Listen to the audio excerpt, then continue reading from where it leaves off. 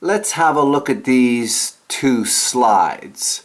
And here I'm going to distinguish for you an aspect of leadership and a common model you often see in corporations and anywhere when it has to do with leadership.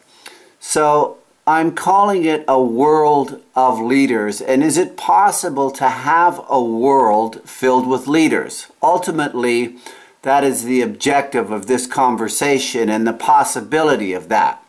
So let's go to the first slide.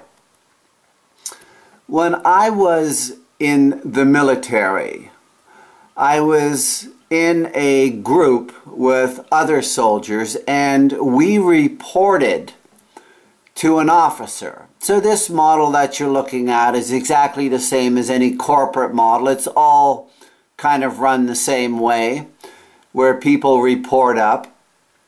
And if you had asked anyone in the group ultimately who was accountable or responsible for the objectives at the end of the day, they would have pointed upward to the person in charge of that group.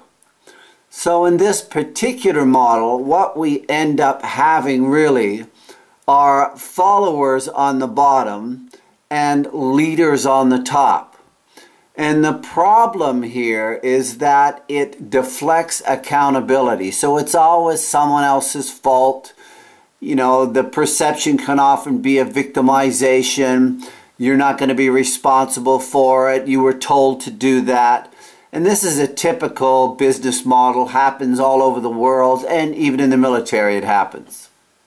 Now, let me move to this next slide and show you a much more powerful distinction.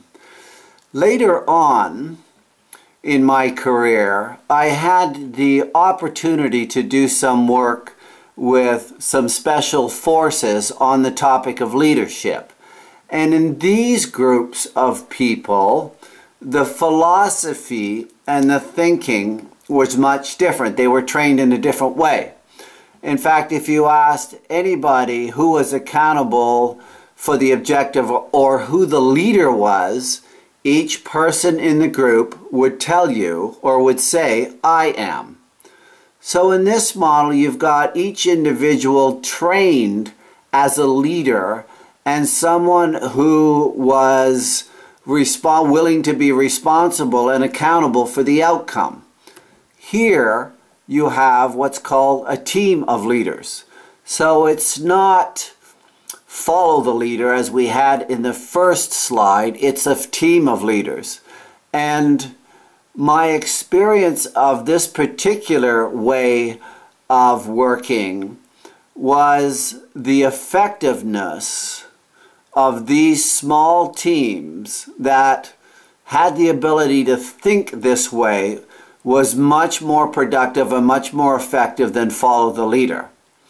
And really that's what I want to point to here. We live in a world where even the people that call themselves leaders are not really willing to be responsible and accountable when the pressure's on. And that is the challenge.